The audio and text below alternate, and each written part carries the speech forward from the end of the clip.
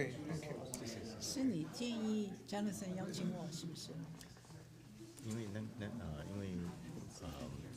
他一开始说要请人的时候，我就说，因为老师之前提名的话，我觉得这样子应该要有一个那个。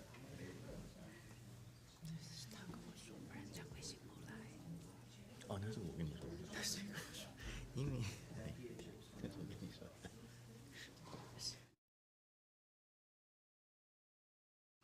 All right. Well, greetings and welcome to this year 2023 Newman Prize for Chinese Literature. My name is Jonathan Stalling. I'm the Harold and Ruth Newman Chair for U.S.-China Issues here at the University of Oklahoma, and also direct the Newman Prizes. And I'm very honored to introduce our guest of honor today, Zhang Guishin. But before I do, just a few thank yous. So first, to thank the Newman family for endowing the chair and the center that makes this prize possible, and to the vision of the Newman family, and Harold Newman in particular, who believed that a prize like this does the hard work. There's lots of hard work. You have to ask hard questions with U.S.-China relations, but we also, in order to do that, have to have good faith dialogue. And to do that, we have to recognize the human condition in its broadest sense. And so this prize honors that tradition to read literature, try to get into the life experiences of people through the work of literary greats. And so this is the established to do just that. And this is the first of two events. So hopefully all of those of you who are joining us online will again join us tomorrow evening as we celebrate the Newman Prize ceremony itself. So without further ado, I would like to give one last thank you, which is to Vanessa Chen, where are you, Vanessa? And to TECO, our partners in Houston, for also co-sponsoring this event and making the streaming possible. So thank you, Vanessa.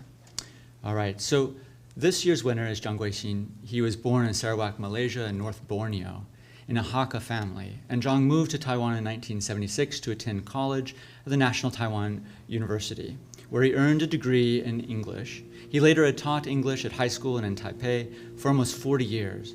Zhang's literary work began in college, and his juvenilia much earlier than that, actually, as he'll talk about tomorrow night in his acceptance speech. And today is one of the most influential Sinophone writers in the world. Zhang is the author of 7 novels, including Tiger Ambush, Herd of Elephants, and The Primate Cup, My South Sea's Sleeping Beauty, Salon Grandmother, and When Wild Boars Cross the River, and the most recent Eyelids of Morning, 2023. Zhang has won many literary awards in Taiwan, Malaysia, Hong Kong, and Zhang's novel When Wild Boars Cross the River has won the Taiwan Literature Award in 2019 and the 8th Dream of the Red Chamber Award in 2020. Of course, he is our 2023 Newman Prize for Chinese Literature Award laureate. So please welcome Professor or teacher Zhang Guishin to the podium, where he'll read some from his work, and then I will introduce my colleague Zhu Ping, who will introduce our panelists for today's discussion on Sinophone literature and the work of Zhang Guishin. So thank you very much, and please welcome Mr. Zhang.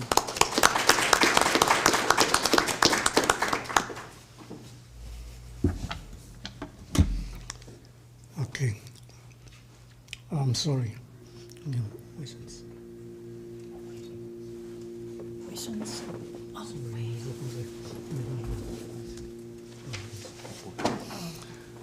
I'm sorry. Good afternoon. Glad to be here. This is my first time in Oklahoma. The weather, the food, the people, everything is so wonderful in Oklahoma. And I also make some wonderful friends here. Anyway, thanks for coming. I'm going to read a passage from my most recent novels. It came out this January, and it's called Eyelids of Morning. I'm going to read the 5th chapter, which described the impact on the global climate after the eruptions of Mount Temboria in Indonesia in 1815. Mount Temboria was a very active volcano at that time, and it is the largest eruptions in recorded human histories. And the eruptions created global climate anomalies. And because of the eruption's effect on both North America and European weather, the next year, 1816, became known as the year without a summer. I'm going to read in Chinese, of course, but I'm not going to read the whole chapter, so it won't take long. Don't worry. And after that, if you have any questions, you can ask Sisu Mei or E.K. Tang or Callis. Anyway, I'm not going to answer them. Okay, let's do it. By the way, if you have the book, the 5th chapter, it's on page 74.1815年4月5日清晨，一群苍鹰飞出了巢穴，凝视巨爪下的婆罗洲雨林。猴群在红毛丹树芽上啃食果肉，在佛法僧的欢唱中，太阳鸟散着彩羽，将长喙伸入花蕾，吸着花蜜。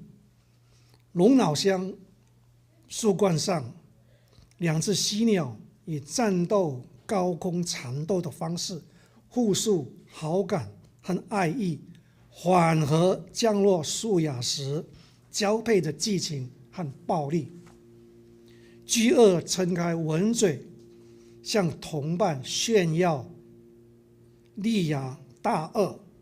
白色的蝴蝶盘旋河畔，像浪潮淹没了鳄群。一声巨响，让丛林中的大小禽兽炸开毛发，蝙蝠和野鸟布满晨曦初绽的天穹。一瞬间，天地又阴暗下来。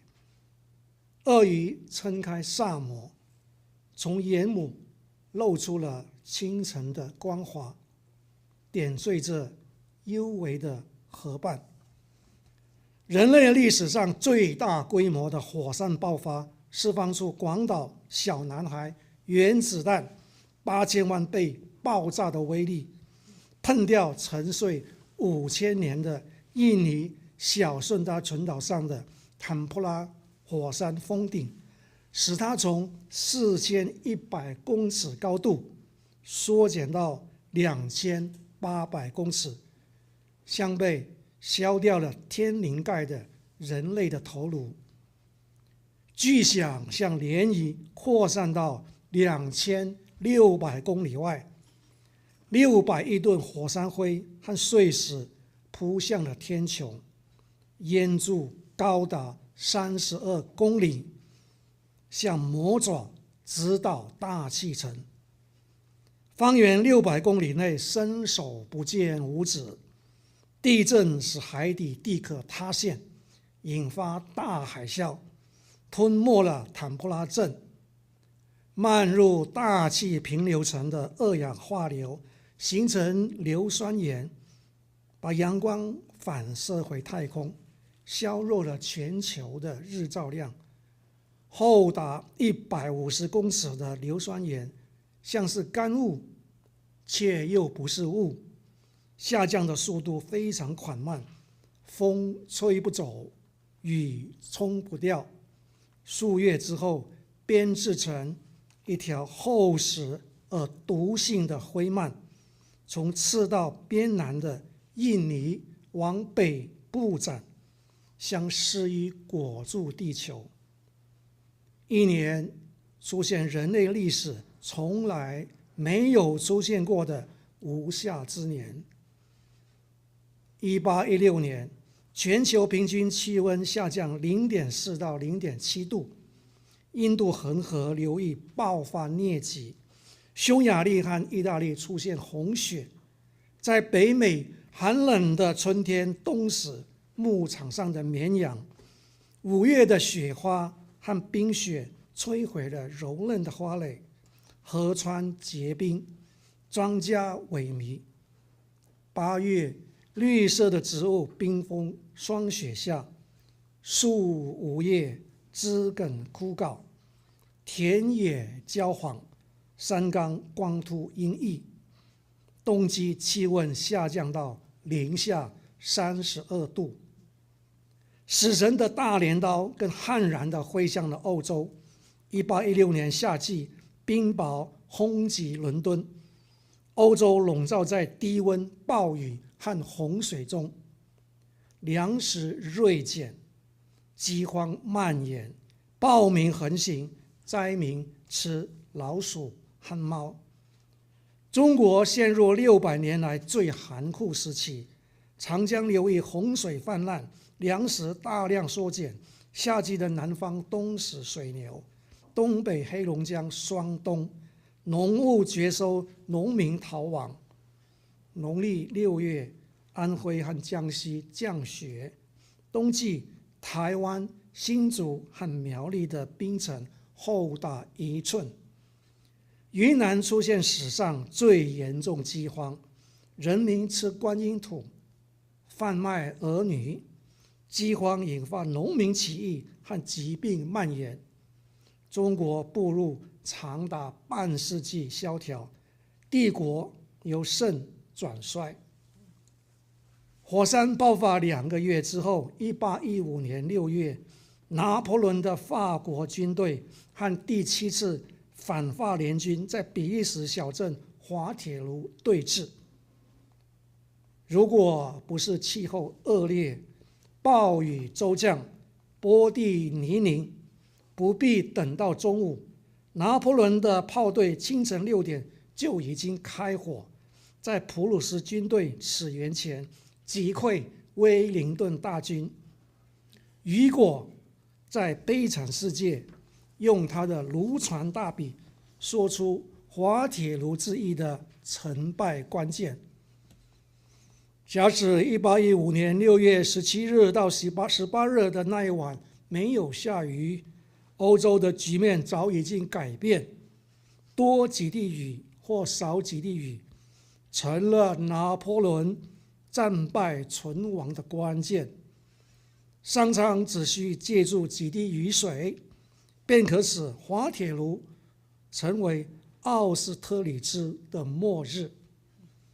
一片穿过天空的薄云，违反时令风尚，促使一个世界崩溃。早上8点，雨停，拿破仑吃完早餐，迈着一双短腿检阅军队，所到之处爆发出“皇帝万岁”的欢呼声。当他看见24尊火炮列妥阵势前进的时候，拍了拍身边的雅克硕肩膀，说：“将军，看那24个美女啊！”一位炮兵军官建议皇上将进攻时间延迟3小时，因为雨刚停止，地面泥泞，不利骑兵和炮兵，而且炮弹陷入烂泥，杀伤力大降。皇上欣然接受。240尊火炮中，大部分是拿破仑钟情的12磅野战加农炮，炮身、炮架和前车重约2吨，需要8到12匹骡马拖曳，火力和射程远胜反法联军，更占尽地形和树木上的优势。但是泥泞的坡地和雨势延缓了进攻的时间，交战时更让炮队无法此奏自如。11点30分，装填手将炮弹植入炮管，炮刷手将炮弹导入射击位置，火门手用拇指堵住火门，炮手点燃引信，82颗6磅和12磅的球形弹、散弹和爆破弹齐发，向鳄鱼的80颗利牙扑向严阵以待的反法大军。Okay, that's all. Thank you.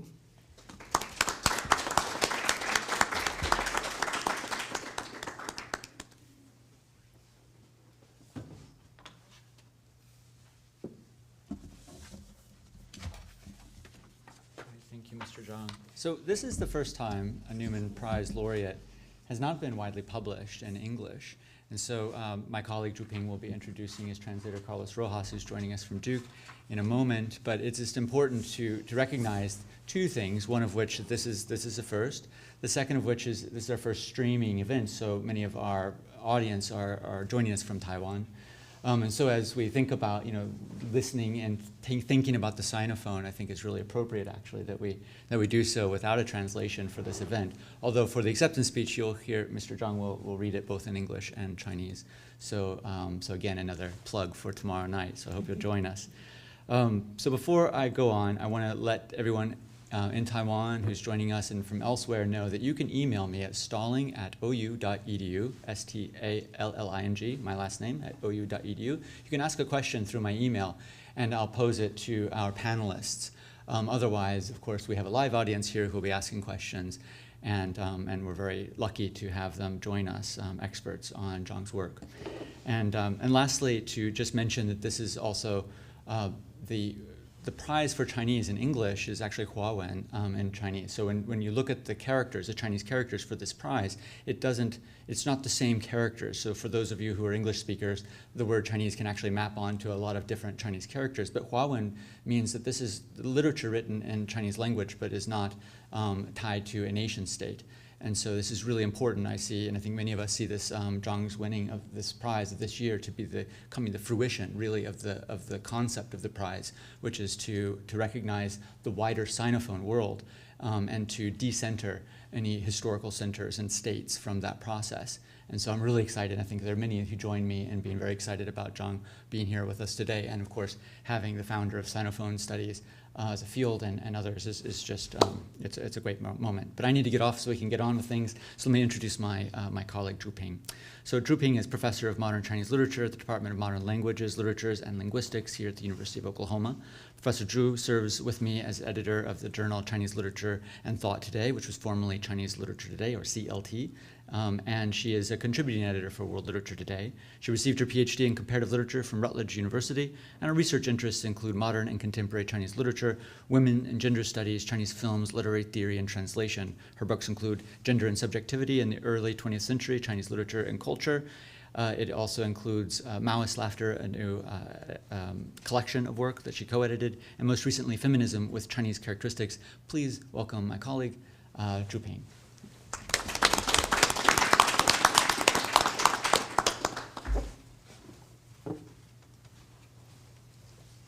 I really appreciate my colleague Jonathan's kind introduction. It's good to be in person after 3 years of COVID, and thank you all for coming and also for the online audience. Like Jonathan just mentioned, if you have questions over the speaker's presentations later, please email him. So I'm going to do the introductions of the three speakers in one go, and then I'll let them take the podium one after the other. So first, our speaker is Shu Meishi. She is Irving and Jean Stone Endowed Chair of Humanities, which with a joint appointment in the Departments of Comparative Literature, Asian Languages and Cultures, and Asian American Studies at the University of California, Los Angeles. She was the president of the American Comparative Literature Association, ACLA, and holds an honorary chair professorship at National Taiwan Normal University, from which she received her Bachelor in English, and where our Newman laureate, Zhang Guishin, was her upperclassman. She has been a big fan of Zhang Guixin's writing since her college years, and it's noteworthy that Professor Shi actually was the first Newman jurist to nominate Zhang Guixin as early as in 2014. Among other works, her 2007 book, Visuality and Identity, Sinophone Articulations Across the Pacific, has been attributed as having inaugurated a new field of study called Sinophone Studies. The book has been translated into Mandarin Chinese and Korean. She works at the intersection of area studies, ethnic studies, and comparative literature, and has published a total of 3 monographs and 7 edited books. Her forthcoming titles include 2 volumes in Taiwan, Theorizing Across Borders, or 跨界理论, and Theory Taiwan, 理论台湾, and 2 volumes in the US, Sinophone Divergences, and Sinophone Studies Across Disciplines. So her talk title will be Zhang Guishin as a Sinophone Sarawakian Writer. Okay, next speaker. E.K. Tan is Associate Professor of Comparative Literature and Cultural Studies in the Department of English and the Department Chair for Asian and Asian American Studies at Stony Brook University. He specializes in the intersection of Anglophone and Sinophone literature, cinema, and culture from Southeast Asia, post-colonial studies, diasporic studies, queer Asian studies, and world literature and cinema. He is the author of Rethinking Chineseness, Translational Sinophone Identities in the Nanyang Literary World. His current project, Queer Homecoming, Translocal Remapping of Sinophone Kinship, proposes the concept of queer homecoming as a critical intervention to the normative patrilineal kinship structure in Sinophone societies. He has also begun doing research for another project tentatively titled Mandarinization and its impact on Sinophone cultural production. So E.K. Tan's title would be Towards a Sinophone Global South Paradigm, Zhang Guixin's Monkey Cup as example. And the last speaker, Carlos Rojas, is Professor of Chinese Cultural Studies, Gender, Sexuality, Feminist Studies, and Cinematic Arts at Duke University. His research focuses on issues of gender and visuality, corporeality and infection, and nationalism and diasporic studies, particularly as they relate to China, Hong Kong, Taiwan, and the global Chinese diaspora. He is the author of 3 monographs, The Naked Gaze, Reflections on Chinese Modernity, The Great War, A Cultural History, and Homesickness, Cultural Contagion, and National Transformation. He is the co-author of 5 other books and the translator of numerous leading Chinese and Sinophone writers. I have to mention that Carlos Rojas actually translated our previous Newman laureate, and he is translating this Newman laureate. So we have to say he has been a very good prophet for the Newman Prize. So the talk of Carlos' title is Linguistic Hybridity in the Work of Zhang Guixin. So with that, I'm going to give the podium to our first speaker, Shu Mei. Please welcome.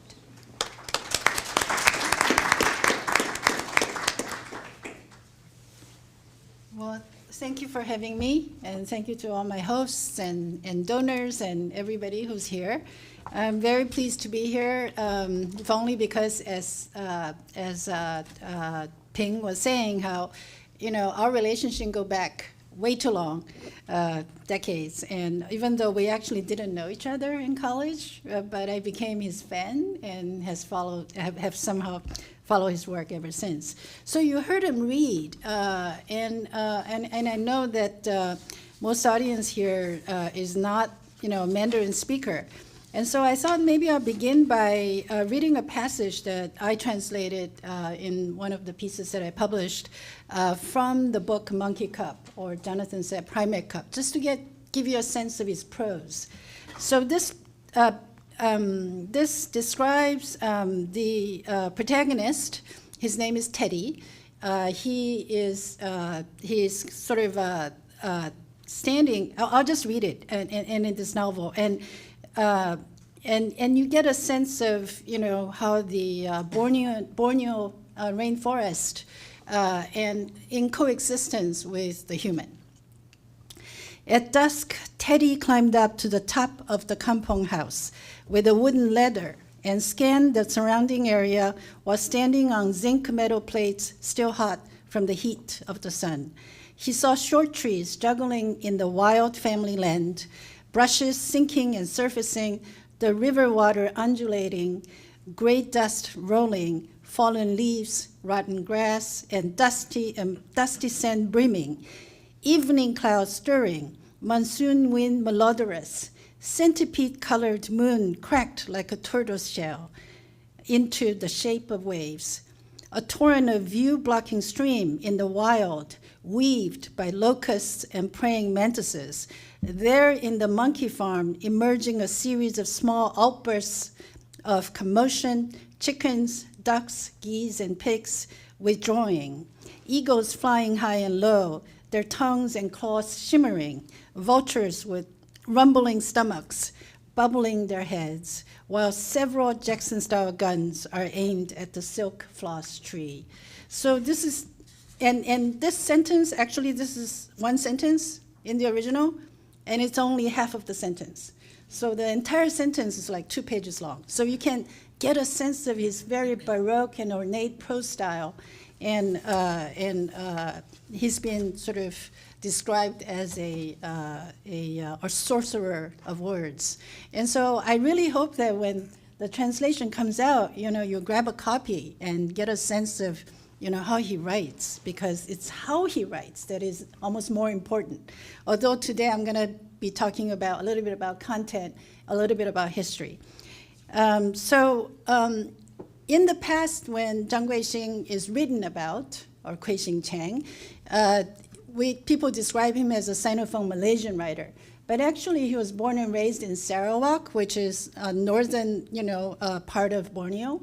And the history of Sarawak is so complicated. So I'm challenging myself, actually, because I used to call him a Sinophone Malaysian writer too, to actually think of him as a Sinophone Sarawakian writer. He was, like I said, he was born in Sarawak, and he grew up there through its political and historical upheavals in the 50s and 60s, and later educated in Taiwan and became a Taiwanese citizen. And he has always had a very ambivalent relationship to Malaysia. And so I think this ambivalence is important in understanding his work, because all his work, all the major works are set in Sarawak at the edge of the Borneo rainforest. So what I'm doing is not attempting to reduce the writing to the author's identity, but this background, I think, is very useful in understanding his work. Because all of his work, the main characters are Chinese coolies, settlers, and their descendants, living on the edge of the rainforest. And in what has previously been called his Rainforest Trilogy, which are The Herd of Elephants, which Carlos has translated, soon to be available, and The Monkey Cup that you're presenting on. And then My South Sea Sleeping Beauty, which is an abridged version from Columbia University Press, and I'm sorry, but it's not a very, it's not a complete translation. And his latest 2 major novels, Wild Boars Crossing the River, 2018, which won the Hong Lou Prize, the most prestigious literary award in the Sinophone world, and the latest one. Except for the Newman. Pardon me? Except for the Newman. Except for the Newman. And, Newman is for the Anglophone and the Sinophone world, right? So, and Crocodile Eyelids of the Morning, where we were just debating it should be Crocodile Eyelids, because, crocodiles have, because the original is eyelids. He used the title Eyelids of Morning, but the title in the original is Crocodile Eyelids. You see, all of them actually, many of his books have a rainforest animal as the title. You can't, you didn't get a sense, but there's also a very strong ecological consciousness running through all of his work. So I think now calling the first 3 novels a trilogy was premature, as after almost 17 years of hiatus, Chang picked up where he had left off and published 2 big novels, all set in Sarawak. So we may call these 5 novels his pentology, and depending on what he writes in the future, we may have to be willing to use such rare terms as sextology, septology, ontology, etc., or simply think of Chang's Borneo as his Yokonapa-Taufa County, William Faulkner's fictional Mississippi County. So I do not wish to reduce literature to history, as Chang's storytelling is utterly not the work of historiography. In its formal and linguistic inventiveness, its Baroque and ornate prose, which earned him the nickname, as I was saying, a sorcerer of language, a multi-layered canvas of characters and events, and a polysemous referentiality to multiple cultures and languages, Chang's work exceeds any kind of facile categorization. In its poetic intensity, the prose of his writing stops and interrupts easy reading and makes the reading experience a laborious, yet utterly enjoyable and rewarding one. But the violation of conventional prose, from which we derive pleasure, is not only due to its invasion by the rainforest, its flora and fauna, its sounds, smells, tastes, movements, as well as its beauty and danger, but also by unspeakable violence committed by various agents, various characters, especially by the Japanese imperialists, but also by the Chinese settlers.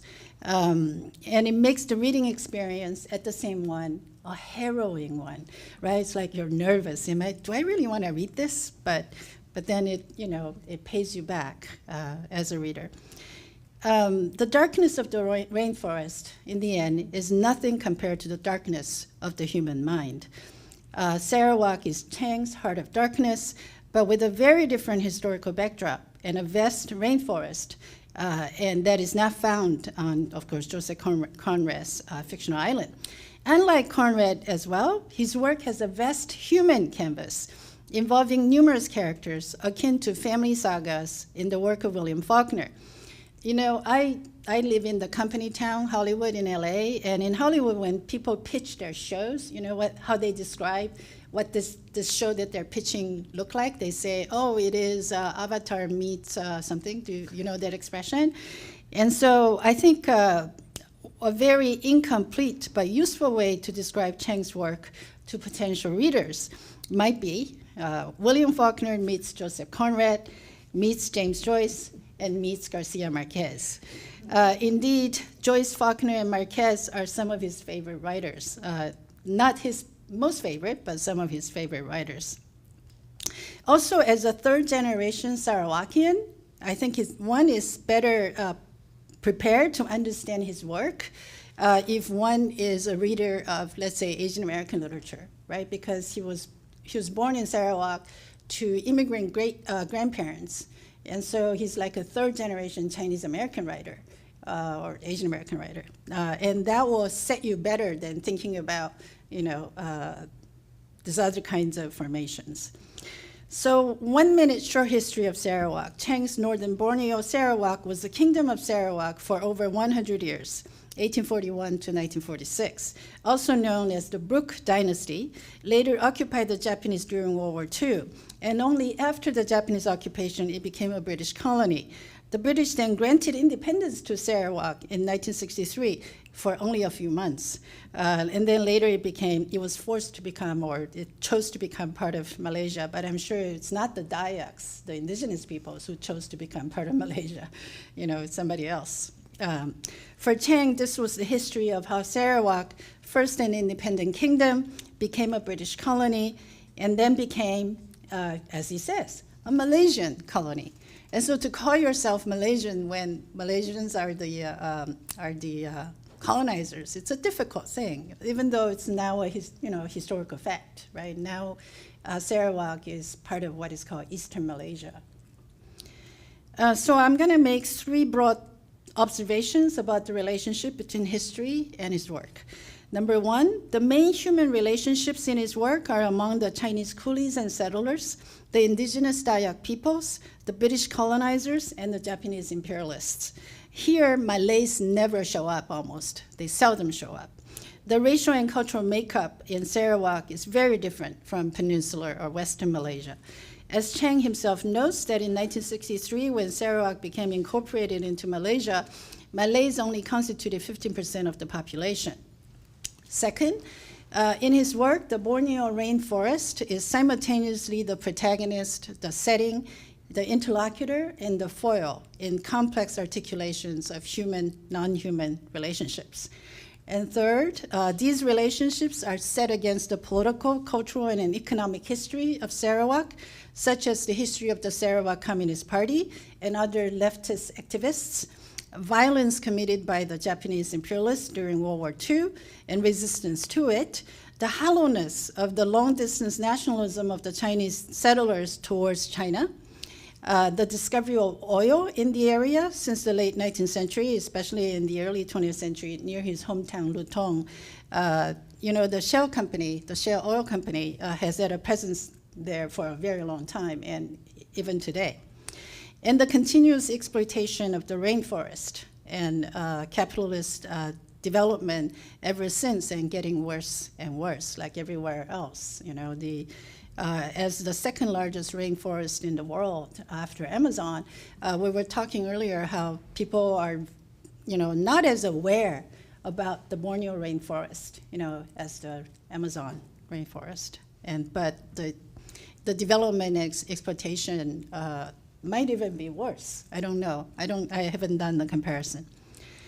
Actually, the Chinese Sarawakian communists who fought the Japanese, fought the British, later actually fought the Malaysian government. And so actually for them, Malaysia was the enemy, right? So many of his early novels characters, they were fighting the Malaysian government to try to drive Malaysians away from Sarawak. And so actually they're the enemy. And this struggle actually continued historically correctly as guerrilla warfare until as late as 1990. So that's why I think it's important that we think about Zhang as a Sinophone Sarawakian writer rather than a Malaysian writer. And it's difficult to,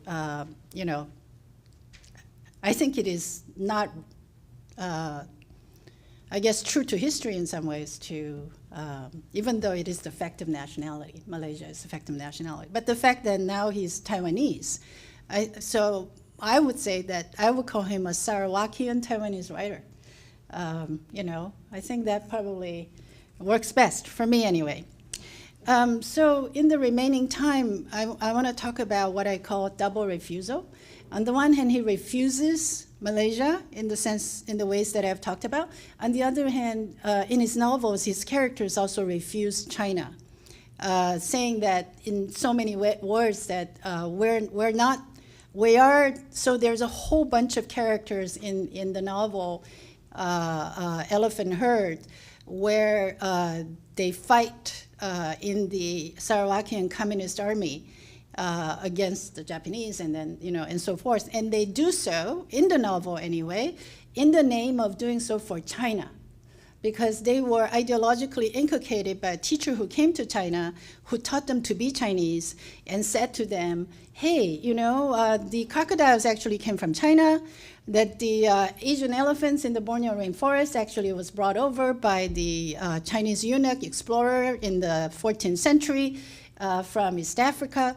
So Sarawak is actually China, which is, of course, not true. But a whole generation of young people were enamored of this thinking because they were, of course, descendants of Chinese, immigrants and settlers. And for that belief, for that longing for China, for that kind of almost a fetishism of Chinese culture and so forth, they all died, right? They all died in the guerrilla warfare, and including the character's older brother, who was surrounded by the Malaysian army, and he came out of the river where he was hiding, he was underwater, sang the Chinese national anthem and got shot, in a rain of bullets. And so how ironic is that, right? And so he was telling our protagonist in the novel that, I have to go and fight for my country. And so the protagonist says to his brother, which country are you fighting for? It's a very poignant moment in the novel, as in Monkey Cup as well. There's a lot going on. I don't have time to go into it. But I simply want to say that that kind of, I think, double refusal to Malaysia and China is helpful in understanding his work. And so in conclusion, I wanted to give you more of a sense of the characters and things that happened, but there's limited time. And in conclusion, I would say that Zhang's novels are Sinophone in multiple ways. First, most literally, because they're written in the Sinitic, in the standard Sinitic. Second, written outside China and actually very far away from China. These novels heterogenize the standard Sinitic with a difference. As I was saying, he violates conventions of writing in his language, his prose, his grammar.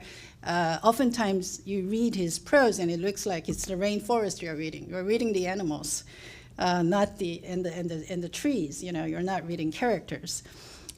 Third, in the ways in which these novels question the Chinese Sarawakians' national belonging to both Malaysia and China through an act of double refusal, they offer a place-based perspective, binding identity to lived experience on the ground. Fourth, in the ways in which the novels deal with the violence of history, and which is very graphic, okay? And I wanted to give you some sense, but take my word for it. There are all sorts of, violence in these novels. So, in the ways in which the novels deal with the violence of history, they offer a multi-directional critique, which is at the same time accompanied by what I call an ethics of self-criticism. So you see in these two novels, in Monkey Cup and Elephant Herd, the characters who get the most criticism are the Chinese settlers, Chinese coolies turned settlers who abuse the Dayaks, who abuse the coolies, also abuse the rainforest. And so even as Chinese Sarawakians are persecuted by the British, the Japanese, the Malaysians, and the Chinese, they at the same time occupy a middle position vis-a-vis the indigenous peoples, who are the majority are the Dayaks, complicit in the dispossession of indigenous peoples and their land. Thank you.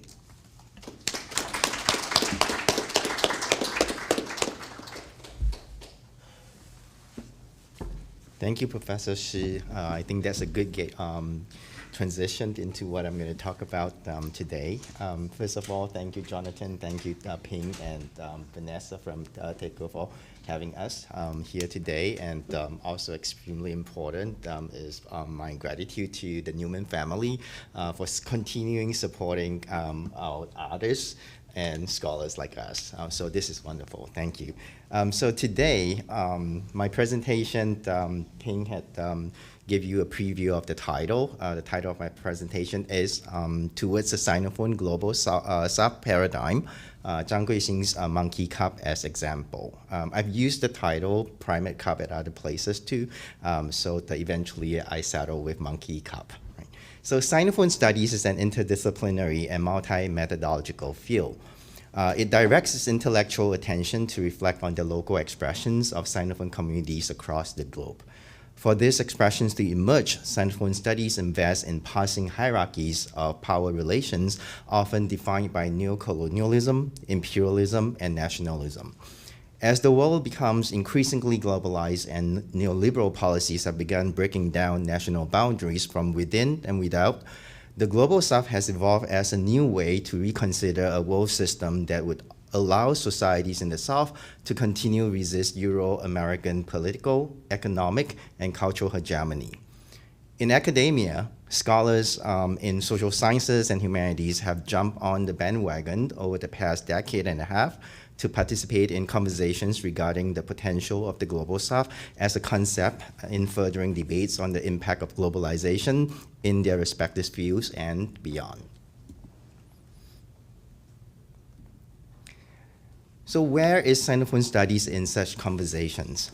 What can the Global South do for Sinophone studies, or more specifically, how can the Global South further the study of Sinophone communities in articulating the significance of their local expressions? My presentation today explores the potential of a Sinophone Global South paradigm. By thinking Sinophone literature through the lens of the Global South, I examine the viability of a Sinophone Global South paradigm that could offer insights to how issues of global capitalism and indigenous sovereignty can be cogently discussed instead of being treated simply as plot lines to elevate the identity politics of Sinophone communities. It is in this way that Sinophone studies reinforces its critical vitality in identifying, addressing, and critiquing the multiple axes of power operating as origins of oppression and exploitation. Using the work of Sinophone Malaysian writer Zhang Guishin, I fold this rethinking of Sinophone literature through an act of literary cartographic design into the current debates of the Global South.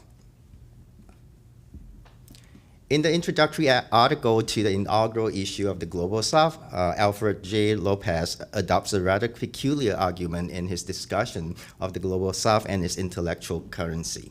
Lopez contends that the Global South conveys a post-global discourse because it critically exposes the failure of globalization as a hegemonic influence around the world driven by its privileging of the global market and capital. By underscoring the grand narratives of globalization as a letdown to those who had believed that the phenomenon would deliver to them a positive development within and beyond their national boundaries, Lopez post-global South turns our attention to, quote, the mutual recognition among the world's subalterns of their shared condition at the margins of the brave new neoliberal world of globalization, end quote.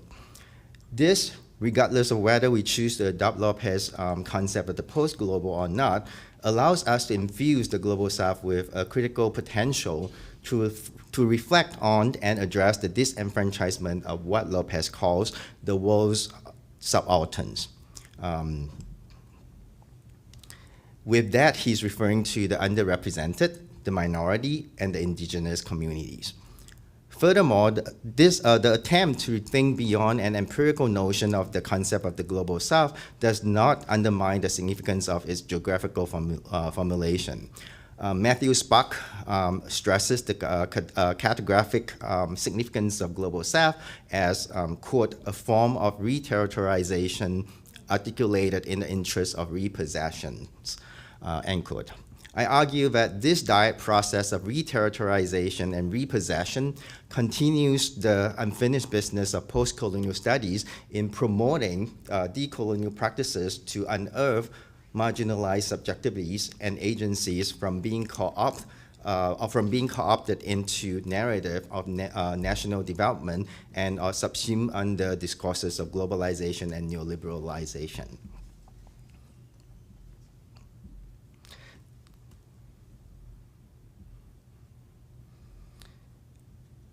In their introduction to the special issue, The Global South and World Disorder, for the same journal that I mentioned earlier, The Global South, Caroline Lavender and Walter Mignola examined the potential and impediments of Global South as conceptual apparatus in academia. For the Global South to emerge as an alternative methodology to Euro-American modes of knowledge making, it needs to acknowledge and reject the negative impact of dominant discourses that treat the South as known subjects to be co-opted and exploited under the guise of global capital and free market. More importantly, it has to decolonize the Western epistemology of knowledge production to free the South from the burden of an imperialist structure of thinking to construct and write its own histories, realities, and body of scholarship. A sustainable model of authority where global subalterns and marginal communities evolve as autonomous and empowered required processes of decolonization to avoid replicating imperialist mentality and systems of power. I contend that the decolonial approach to the study of Global South advocated by the scholars discussed in my longer essay coincides with the theoretical and ideological leanings of Sinophone studies as a critical methodology. It allows us scholars to continue to build on scholarship surrounding the concept of third worldism and post-colonialism in order to investigate the impact of phenomena such as global marketization and neoliberalism on local communities of the South. So while thinking through the usefulness of the Global South as a concept to Sinophone studies at large, I asked the following question. How does the Global South as a rethinking of world politics lend itself to the study of Sinophone cultures as alternative to other paradigms of knowledge making of the third or post-colonial worlds? To address the above question, I turn to the work of our author here, Zhang Guishin. To analyze Zhang's work in my longer essay, I consider two thematic focuses under the larger paradigm of the Global South as methodology. First, the critique of global capitalism in the form of colonial practices. And second, the response of indigenous, marginal, and underrepresented communities to the failure of globalization and its promise to support and elevate them beyond the confines of the nation states. I contend that a global South approach to Sinophone Malaysian literature in the case of Zhang's writing allows us to engage in the process of unlearning and relearning in order to unearth a decolonial meaning-making process of minor literature and marginal cultures. Such an approach launches the Global South from an empirical category into a methodology that extends the limit of third world and post-colonial studies to examine the implications and impediments of globalization in the study of minor, minority, and marginal literatures. So now, we get into the story. In the interest of time, I will examine only the first thematic focus, the critique of global capitalism in the form of colonial practices. For this, I turn to anti-colonial narrative of Zhang's work to accentuate the kind of critique of how global capitalism is embedded in the history of colonial exploitations. It is in these anti-colonial narratives that a reading practice involving processes of unlearning and relearning is made possible. In his second installment to the Rainforest Trilogy, Monkey Cup, Houbei, Zhang indirectly calls out Chinese settlers in Malaya for their involvement in the European colonial enterprise by profiting off the natural resources and the land they have stolen from the indigenous people. As Zhi, the protagonist, enters the rainforest and arrives at the Dayak village, members of the tribe introduce Zhi to the native hospitality. After an evening of feasting and drinking, recollections of his family history began to flash through his mind. So he starts remembering things from the past. So I'm going to read a passage that I translated from this novel. Zhi remembered great-grandfather's coffee and tobacco farms. The sky was blue like the color of crab shell. The clouds curled like the crab belly. The grasshoppers grabbed the sparrow. The praying mantis captured the frog. A white cowboy from the cigarette commercial shown in the movie theater rode his horse to survey the tobacco farm. Tobacco plants spread out all over in abundance, like a swarm of grasshoppers followed by a swarm of praying mantises wandering in the northeast monsoon. Sticking out from an axillary bud was a pack of imported cigarette printed with English alphabets and wrapped in cellophane. The bejeweled nectar of the food source for the gods from the east and west. While dry mouth and fogginess overcame him from the story told by grandfather, Zhi pictured great-grandfather bringing home a team of patrolmen to burn down the Dayaks who had, to hunt down the Dayaks who had burned down his tobacco and poppy farms, and also to kill them with every single shot fired. It is important to note that Zhi's recollection of this episode of his family history is mediated through another memory of his encounter with an underage social escort. Before his trip back to Sarawak, Zhi goes out for a drink with his colleague from the Taiwanese high school he teaches at. At the bar, he encounters the underage social escort. While searching for his underage sister who has gone missing in the rainforest after he returned to Malaysia, Zhi first arrives at the Dayak village with the help of Batu, a Dayak young man. Following a feast of indigenous cuisine and rice wine hosted by the Dayaks, Zhi's mind starts to run wild. It is here where his memory of the encounter with the social escort collapses with his family history. In a Marcel Proust-like manner, Zhi's mind tunnels down his memory lane. While remembering the underage social escort offering him a Hilton cigarette brought to the bar by two Americans, the well-known American brand cigarette triggers Zhi's screen memory. Highly affected by the alcohol he has consumed at the Dayak feast, Zhi recalls what his grandfather has told him about his great-grandfather's business dealing. Despite the style of magical realism permeating his recollection, we learn that Zhi's great-grandfather is the owner of tobacco and opium farms in Sarawak. Based on what his grandfather has told him, he gathers, as he imagines this whole scene in his mind, right, that due to harassment by the Dayaks who attempt to burn down their farms, great-grandfather has brought a team of patrolmen to hunt down and assassinate the Dayaks. We only find out later that the Dayaks' motivation to destroy the farms is driven by the desire to reclaim their land stolen by Chinese settlers like Zhi's great-grandfather. This act of occupying the land of the indigenous for personal use and profit aligns the Chinese settlers with the British, as their prosperity in the area hinges on the colonial practice of property and resource appropriation, often without the consent of the indigenous people. The peculiar line in the passage is none other than the following. I'm going to read this part that I translated. A white cowboy from the cigarette commercial shown in the movie theater rides his horse to survey the tobacco farm. Right? So it's a very interesting image, right, if you think about it.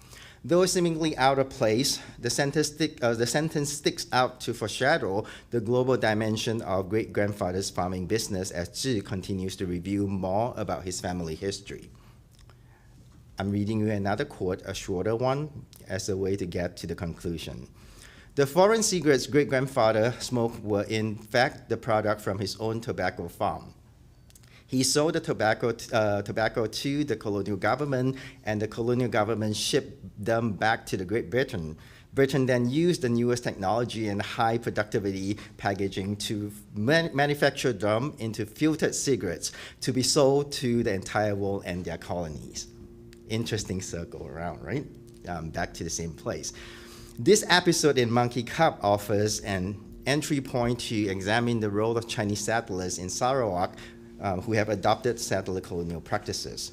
The settlers occupying of and benefiting of indigenous land would not have been possible if they had not aligned themselves with the colonial government. The above passage makes clear the meaning of the cowboy imagery in the cigarette commercial described in the previous quoted passage. The seemingly out-of-place imagery underscores the myth behind the end product, the name brand American cigarette, punctuated by the colonialist figure of the American cowboy surveying a tobacco farm. Though Zhi's great-grandfather is no American cowboy, the colonial resonance in the imagery and his ownership of the farm is not subtle. Nevertheless, the connection is not simply a metaphorical one. By growing a business out of occupied land, great-grandfather participates in a network of global operation that has facilitated the market transactions and production of goods. In other words, he supplies the international tobacco and opium trade with the produce from his own farm. Even though the concept of free market is not common to the colonial era, it seems fitting in describing this collaborative relationship between Chinese settler and the British colonial government in the context of Zhi's family. It is this relationship that makes possible the commercialization of both the American cigarette as symbol of status, the American cowboy, and the worldwide distribution of the final product as a merchandise of Western lifestyle. So what I try to do with the above examples is to bring to light the potential of the novel in offering not simply an anti-colonial reading of the realities of British occupation of Malaya, but also to further unpack and review the often overlooked conditions and factors that had facilitated the colonial control over the region.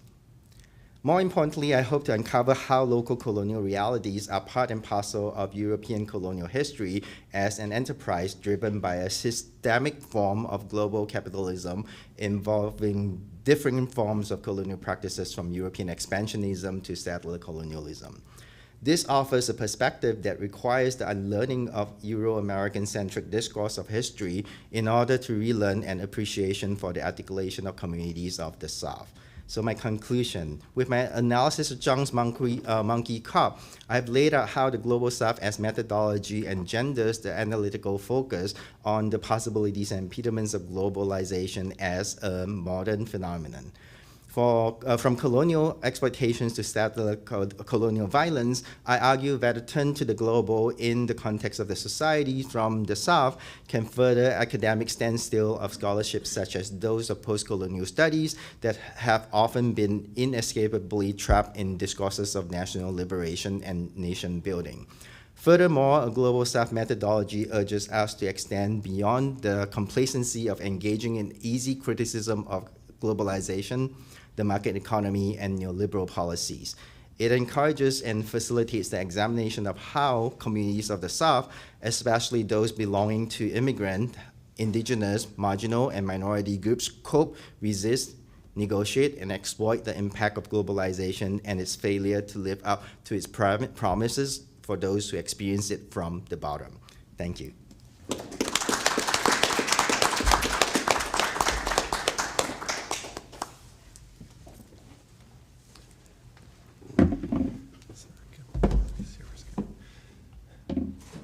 So, hello everyone, thank you. I'd like to first thank Ping and Jonathan for inviting me, and to the Newman family for continuing to support this event that happily I've been part of. I think this is the third time, the second time in person.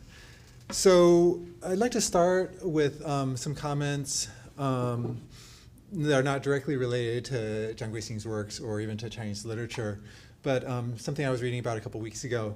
So on February 19th, Sunday, in Prospect Park in Brooklyn, New York, they found an alligator.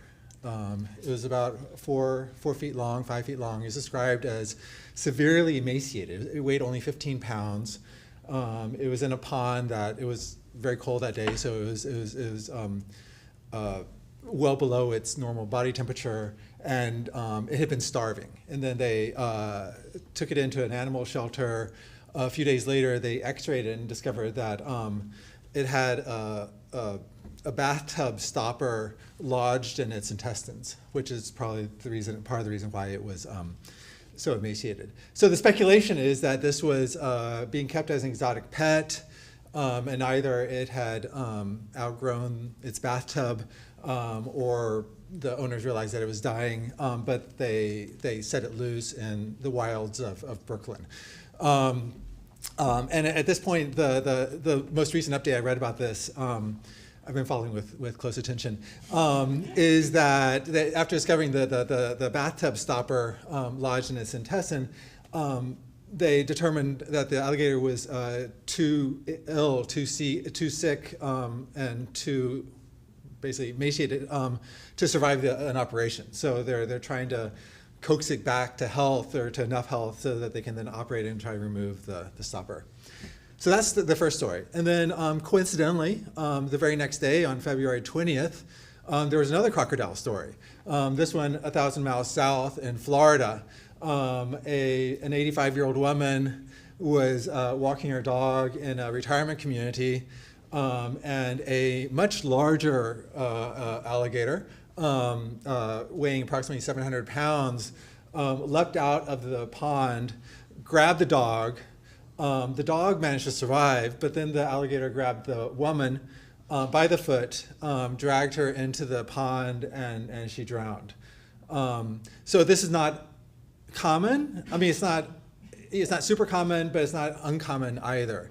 So there are lots. I taught it in Florida for my first job, and yeah, there are a lot of crocodiles. I mean, our state animal, our university animal is the gator, after all. So, anyways, I don't mean to make light of this, because I think that both of these stories are tragic in different ways, right? I mean, at first glance, they might seem to be mutually opposed to one another, right? On one hand, you have this 15-pound, extremely emaciated alligator near death found in New York. On the other hand, a 700-pound ferocious man-killing or woman-killing alligator down in Florida.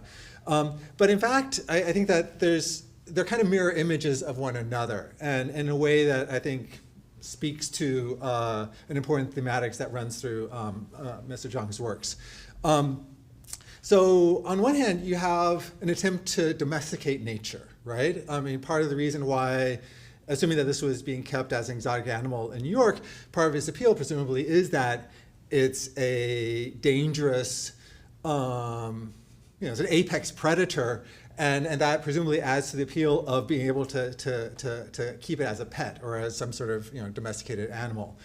On the other hand, you look at the Florida example, and on the surface, it seems to confirm the vision that we have of gators as super dangerous, carnivorous predators. But on the other hand, you think about it in general, you think, well, the alligators have been around in Florida much longer than humans have, right? I mean, and the whole reason why the woman and her dog were in danger in the first place is because the retirement community was built on what is the alligator's natural habitat, right? So that's also a different kind of domestication, right? I mean, a domestication of the entire ecosystem by human habitation that then creates these points of contact between wildlife and humanity.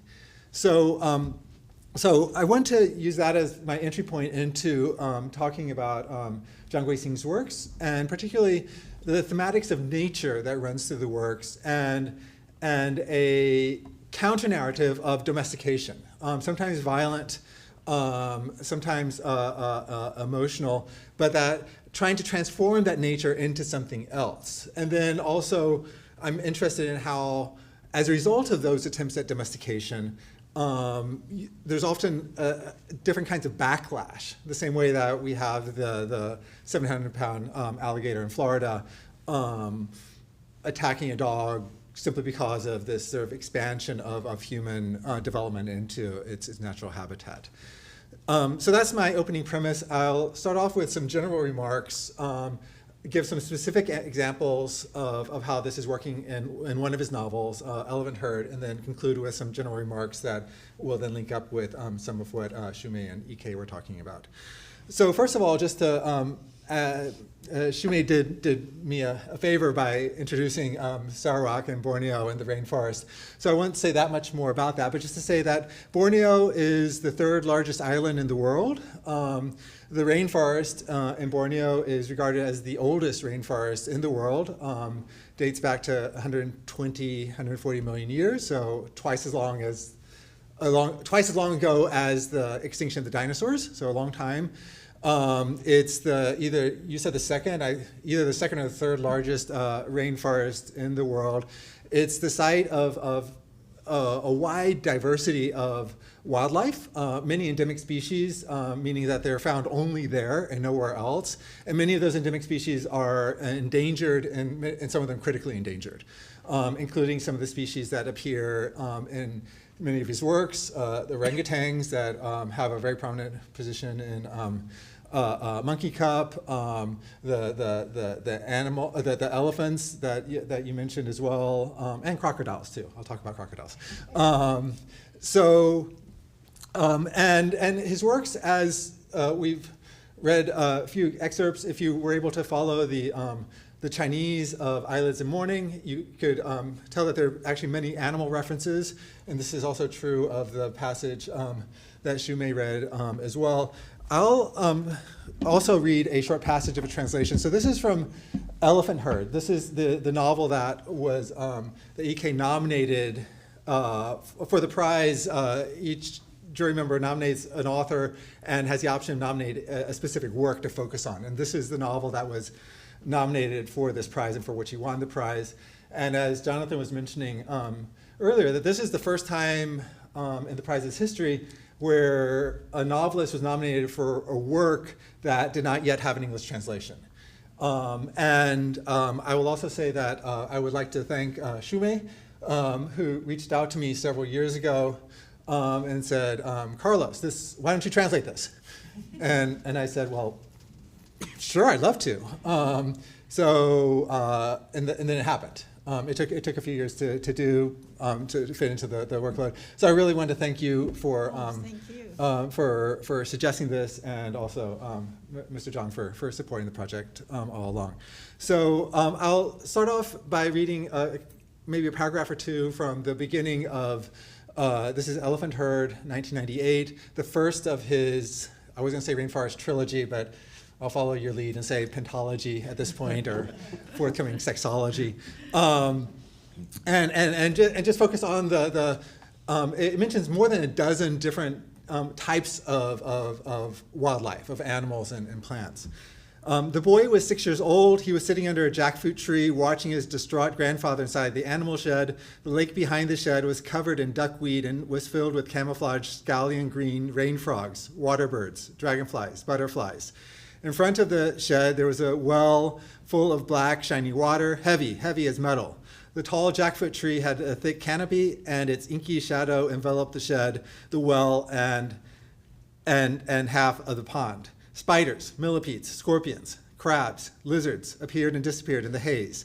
On cloudy days, the boy would sit under the tree, and if he held out his hand, in place of his fingers, he would instead see his grandfather's tiny eyes like a pair of fluorescent mushrooms.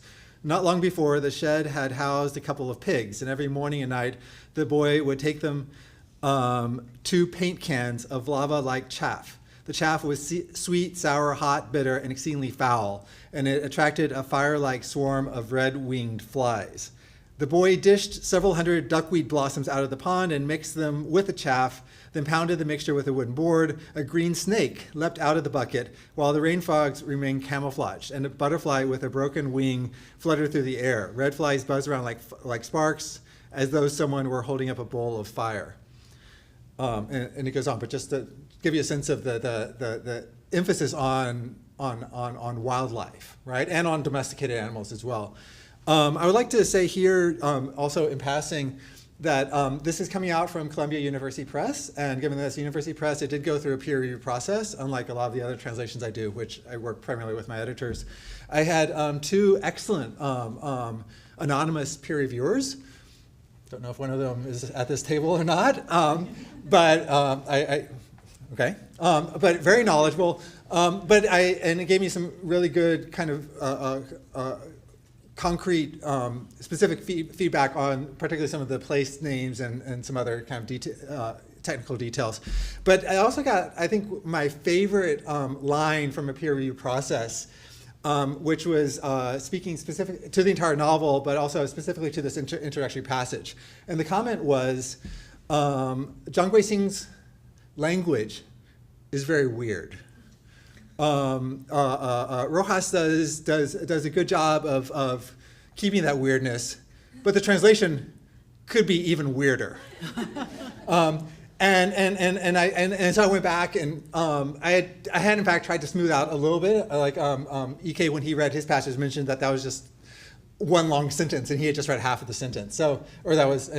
In this case, it's just sentence fragments, and very often just sort of noun, period, noun, period, noun, period. So I went back and I tried to redeem some of that weirdness in my translation.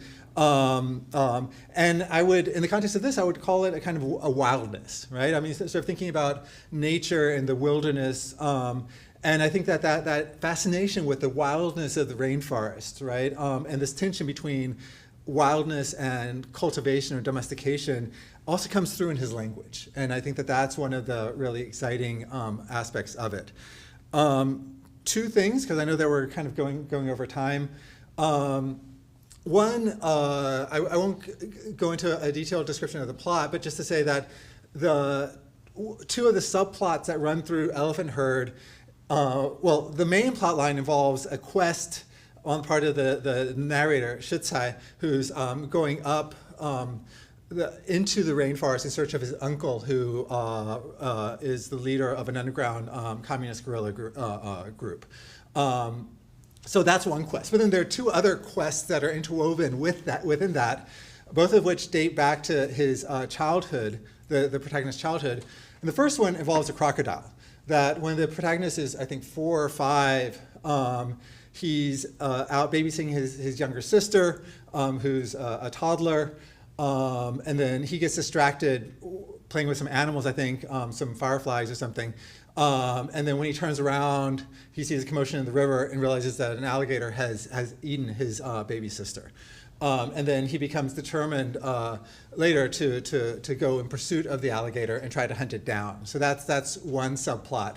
And it's the wilderness as danger, right? As uncultivated wildness. And then the second subplot involves the titular elephants. And also when he's young, I think he's about 7, he's on an expedition with his uncle, the communist guerrilla leader, on an elephant hunt.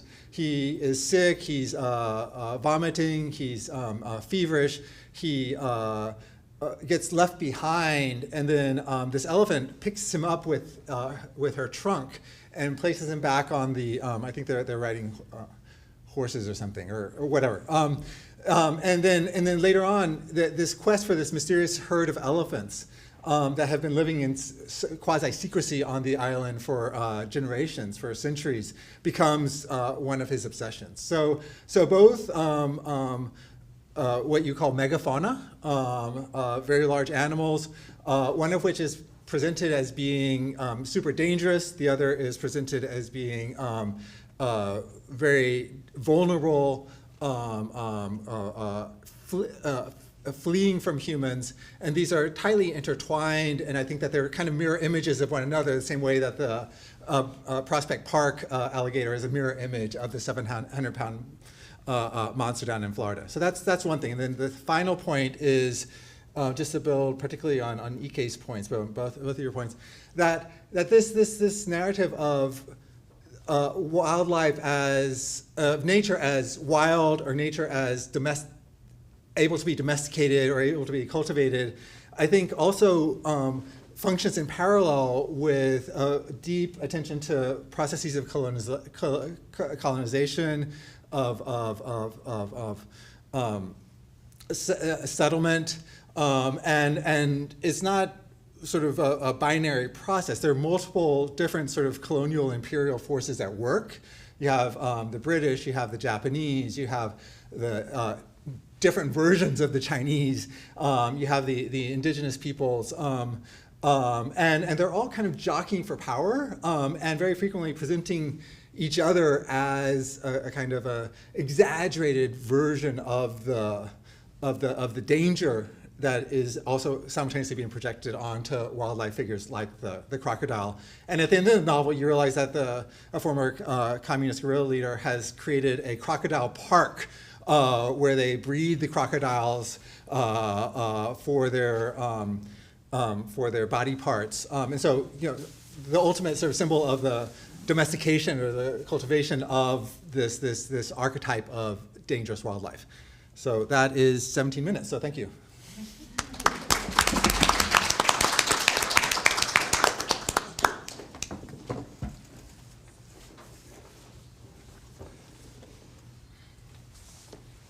Well, we had 3 wonderful presentations, but due to the time constraint, they could only speak 17 minutes each. But I have good news for you, because the full scripts of their presentations will be published in Chinese Literature and Thought Today this summer. Okay, so please stay tuned for our next issue.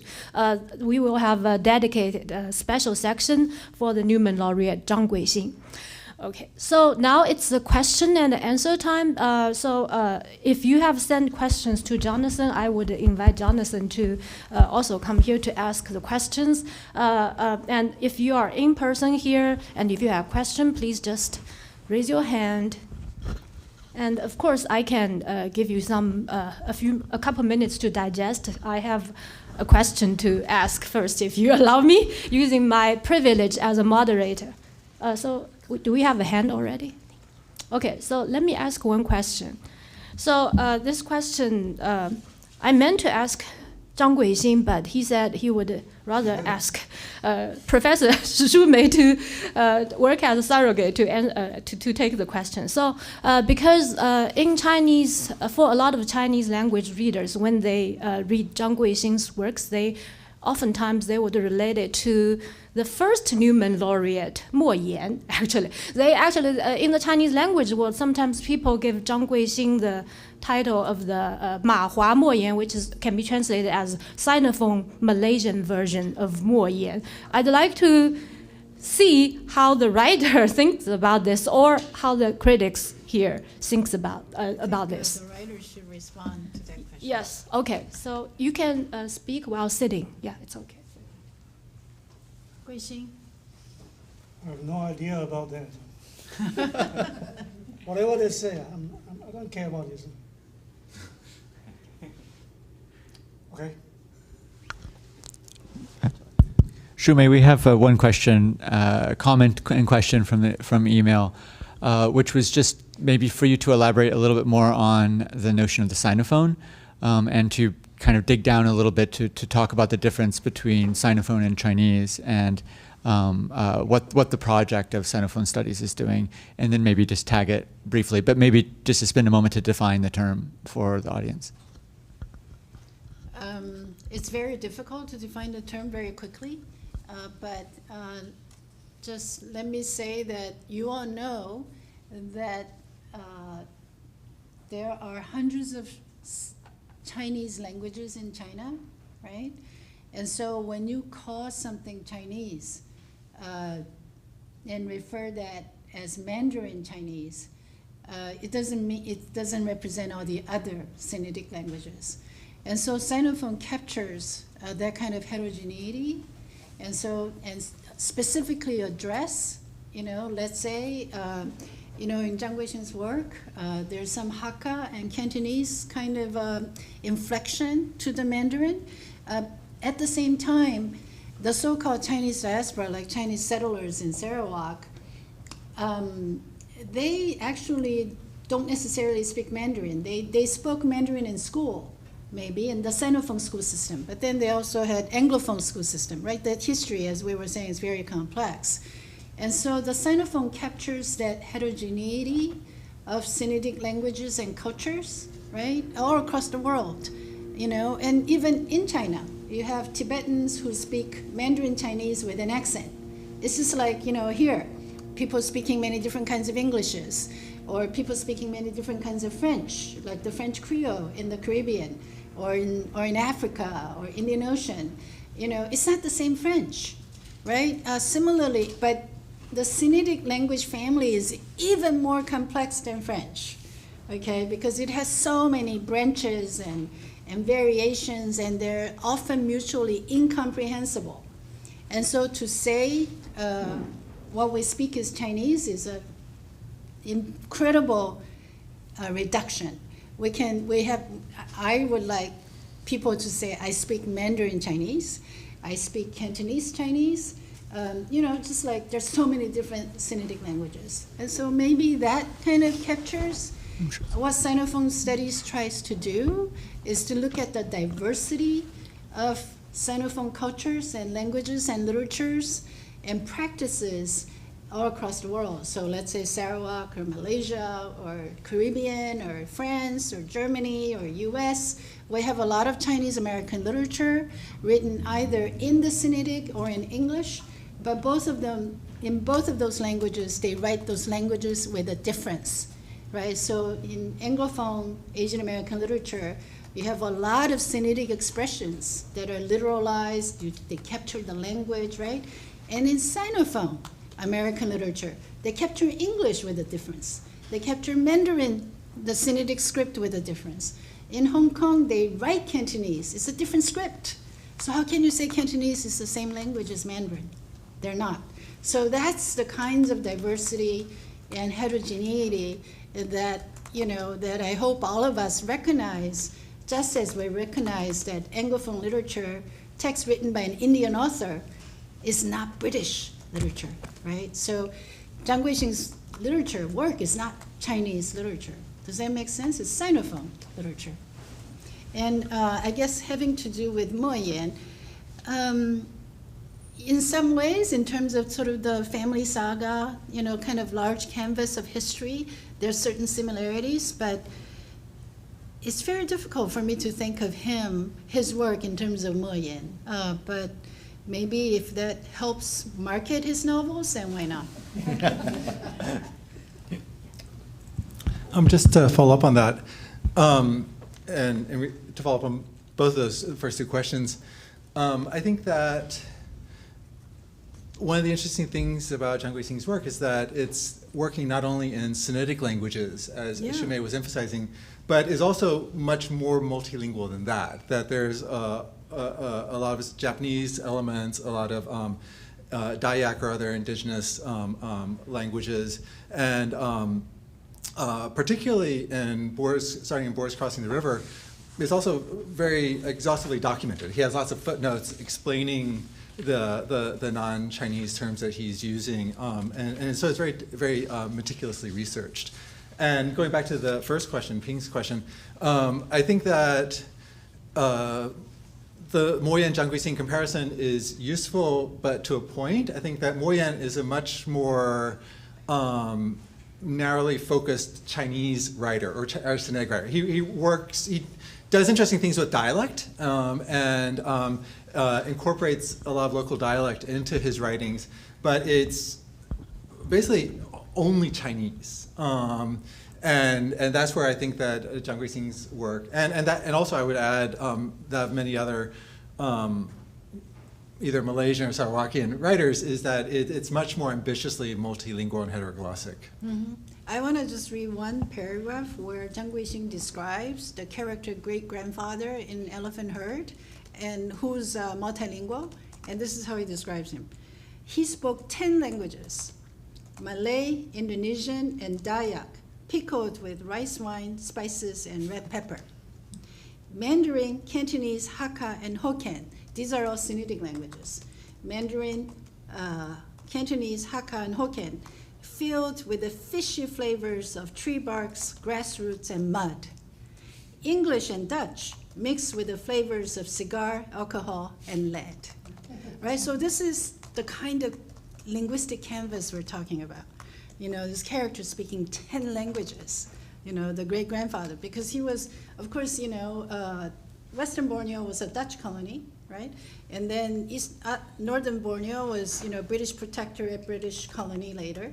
And so they have to speak all these languages, Indonesian, Malay, Dayak, indigenous language, you know. But then at the same time, he's describing these languages in terms of their racial characteristics, right? So you have, you know, Malay, Indonesian, Dayak pickled with rice wine, spices, and red pepper.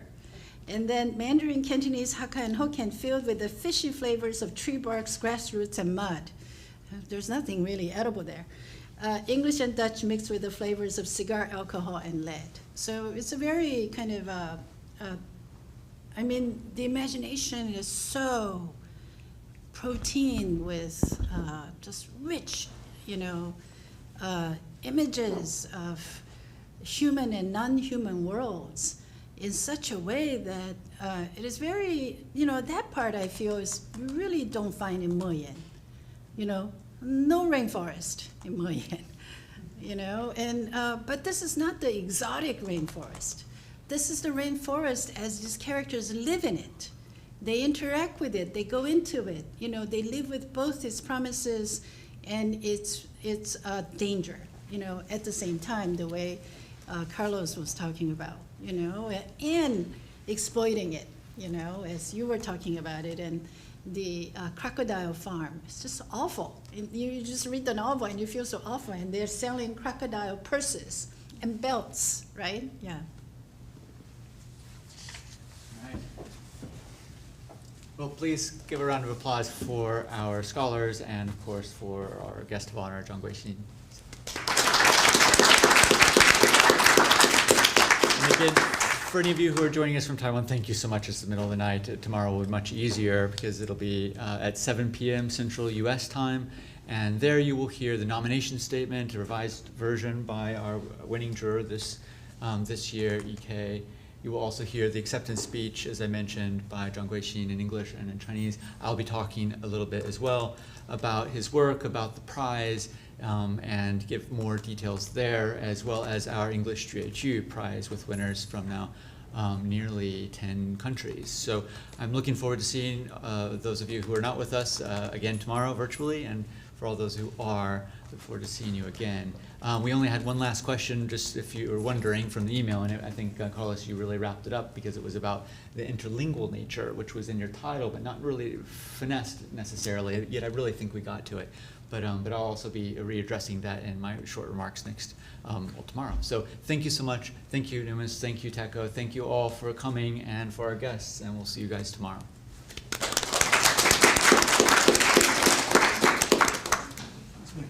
Sorry, I forgot I'd give him the title.